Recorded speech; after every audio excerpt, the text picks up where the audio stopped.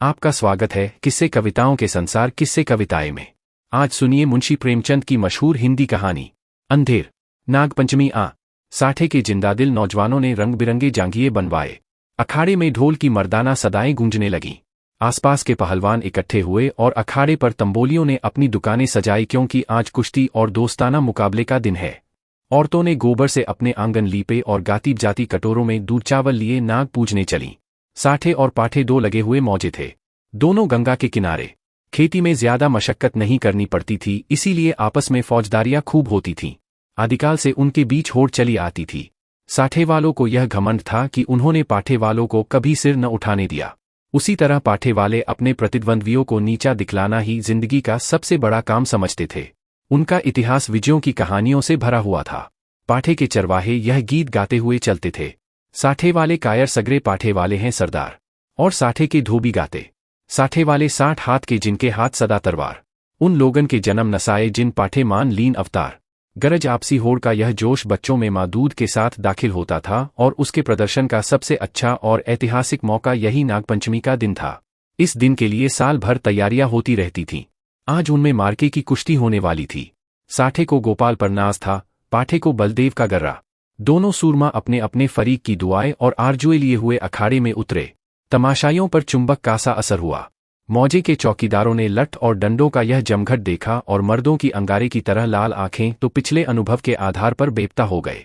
इधर अखाड़े में दामपेंच होते रहे। बलदेव उलझता था, गोपाल पैंतरे बदलता था। उसे अपनी ताकत का जोम था, इसे अपने कर्तव्य का भरोसा। कुछ देर तक अखाड़े से ताल ठोंकने की आवाजें आती रहीं। तब यकायक बहुत से आदमी खुशी के नारे मार मार उछलने लगे। कपड़े और बर्तन और पैसे और बताशे लुटाए जाने लगे। किसी ने अपना पुराना साफा फेंका, किसी ने अपनी बोसीदा टोपी हवा में उड़ा दी। साठे के मनचले जवान अखाड़े में पिल पड़े और गोपाल को गोद में उठा लाए। बलदेव और उसके साथियों ने गोपाल को लहू की आंखों से देखा और दांत पीसकर रह गए। 10 बजे रात का वक्त और सावन का महीना। आसमान पर काली घटाएं छाई थीं। अंधेरे का यह हाल था कि जैसे रोशनी का अस्तित्व ही नहीं रहा। कभी कभी बिजली चमकती थी, मगर अंधेरे को और ज्यादा अंधेरा करने के लिए। मेंढकों की आवाजें जिंदगी का पता देती थीं, वरना और चारों तरफ मौत थी। खामोश, डरावने और गंभीर साठे के झोंपड़े और मकान इस अंधेरे में बहुत गौर से देखने पर काली काली भेड़ों की तरह नजर आते थे। न बच्चे रोते थे, न औरतें गाती थीं। पवित्रात्मा बूढ़े राम नाम न जपते थे। मगर आबादी से बहुत दूर कई पुरशोर नालों और ढाक के जंगलों से गुजरकर ज्वार और बाजरे के खेत थे, और उनकी मेंढों पर साठे के किसान जगह जगह मड़ैया डाले खेतों की रखवाली कर रहे थे। तले जमीन, ऊपर अंधेरा, मीलों तक सन्नाटा छाया हुआ। कहीं जंगली स्वरों के गोल, कहीं नीलगायों के रेवड़। चिलम के सिवा कोई साथी नहीं, आग के सिवा कोई मददगार नहीं। जरा खटका हुआ और चौंके पड़े। अंधेरा भय का दूसरा नाम है। जब मिट्टी का एक ढेर, एक ठूंठा पेड़ और घास का ढेर भी जानदार चीजें बन जाती हैं, अंधेरा उनमें जान डाल देता है। लेकिन यह मजबूत हाथों वाले, मजबूत जिगर वाले, मजबूत इरादे वाले किसान हैं कि यह सब सख्तियां झेलते हैं, ताकि अपने ज्यादा भाग्यशाली भाइयों के लिए भोगविलास के सामान तैयार करें। इन्हीं रखवालों में आज का हीरो, साठे का गौरव गोपाल भी है, जो अपनी मड़ैया में बैठा हुआ है और नींद को भगाने के लिए धीमे सुरों में यह गीत गा रहा है। मैं तो से नैना लगाए पछताई रे। अचाकन उसे किसी के पाँव की आहट मालूम हुई। जैसे हिरन कुत्तों की आवाजों को कान लगाकर सुनता है, उसी तरह गोपाल ने भी कान लगाकर सुना। नींद की अंघाई दूर हो गई। लठ कंधे पर रखा और मड़ैया से बाहर निकल आया।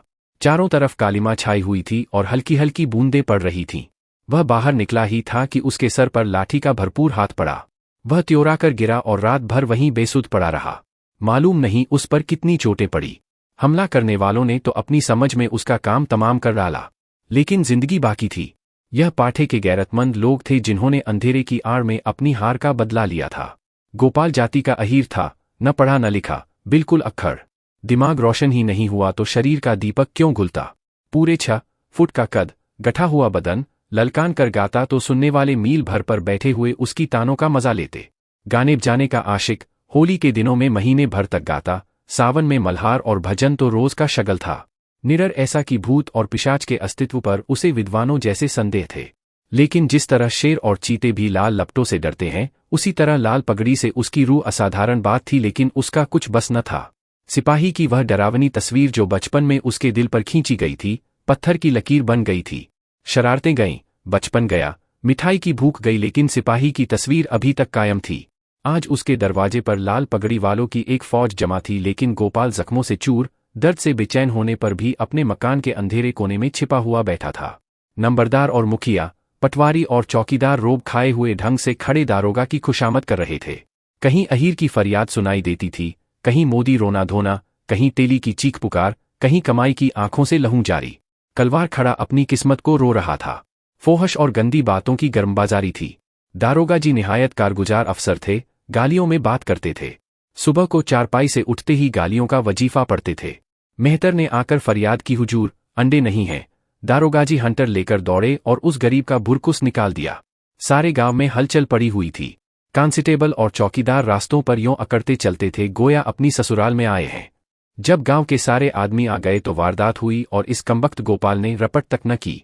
मुखिया साहब बेंत की तरह कांपते हुए बोले, हुजूर, अब माफी दी जाए। दारोगाजी ने गजबनाक निगाहों से उसकी तरफ देखकर कहा, यह इसकी शरारत है। दुनिया जानती है कि जुर्म को छुपाना जुर्म करने के बराबर है। मैं इस बदकाश को इसका मजा चखा दूंगा। वह अपनी ताकत के जोम में भूला हुआ है और कोई बात नहीं। लातों के भूत बातों से नहीं मानते। मुखिया साहब ने सिर झुकाकर कहा, हुजूर, अब माफी दी जाए।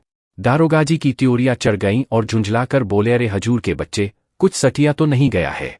अगर इसी तरह माफी देनी होती तो मुझे क्या कुत्ते ने काटा था कि यहां तक दौड़ा आता। न कोई मामला, न ममाले की बात, बस माफी की रट लगा रखी है। मुझे ज्यादा फुर्सत नहीं है। नमाज पढ़ता हूं, तब तक तुम अपना सलाह मशविरा कर लो और मुझे हंसी खुशी रुखसत करो, वरना गौसखा को जानते हो, उसका मारा पानी भी नहीं मांगता। दारोगा तकवे व तहारत के बड़े पाबंद थे। 5 वक्त की नमाज पढ़ते और 30 रोजे रखते। ईदों में धूमधाम से कुर्बानियां होती। इससे अच्छा आचरण किसी आदमी में और क्या हो सकता है। मुखिया साहब दबे पाव गुपचुप ढंग से गौरा के पास और बोले, यह दारोगा बड़ा काफिर है। 50 से नीचे तो बात ही नहीं करता। अव्वल दर्जे का थानेदार है। मैंने बहुत कहा, हुजूर, गरीब आदमी है, घर में कुछ सुभीता नहीं, मगर वह एक नहीं सुनता। गौरा ने घूंघट में मुंह छिपाकर कहा, दादा, उनकी जान बच जाए, कोई तरह की आंच न आने पाए, रुपए पैसे की कौन बात है, इसी दिन के लिए तो कमाया जाता है।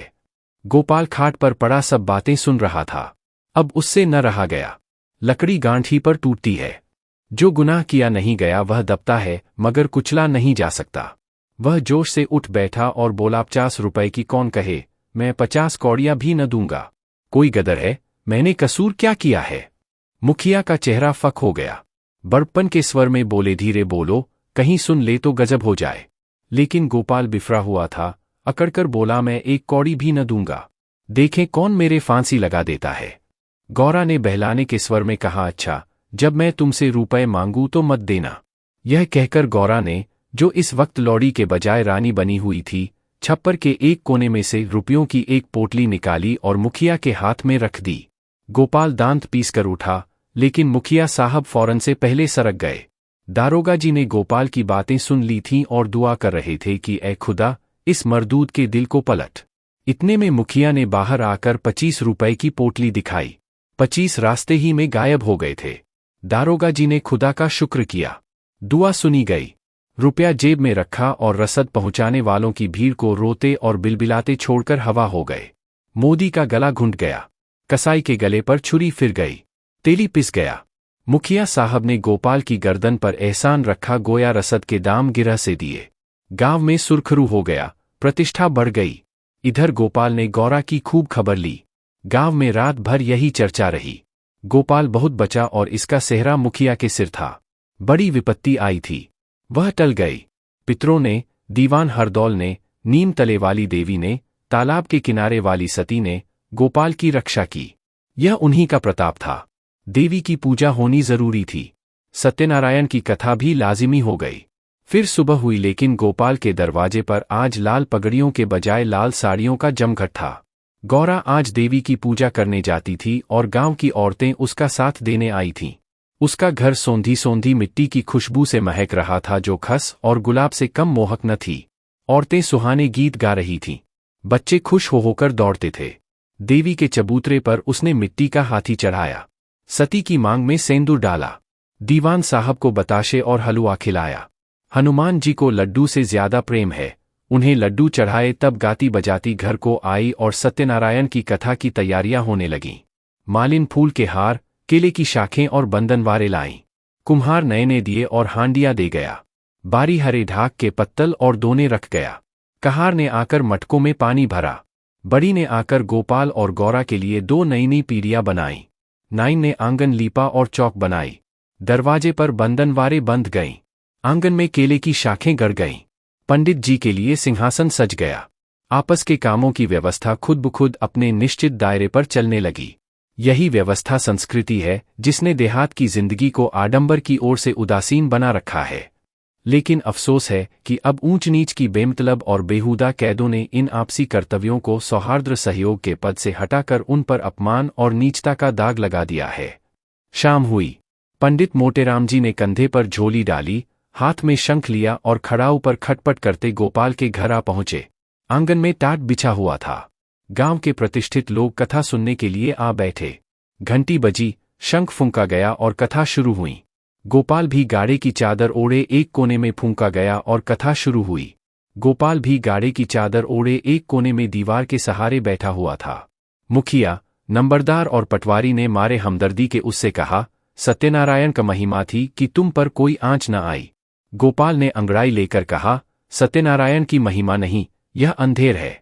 ऐसी और कहानियों के लिए आप किस्से कविताएं चैनल को लाइक, फॉलो एंड सब्सक्राइब करें प्लीज। थैंक्स।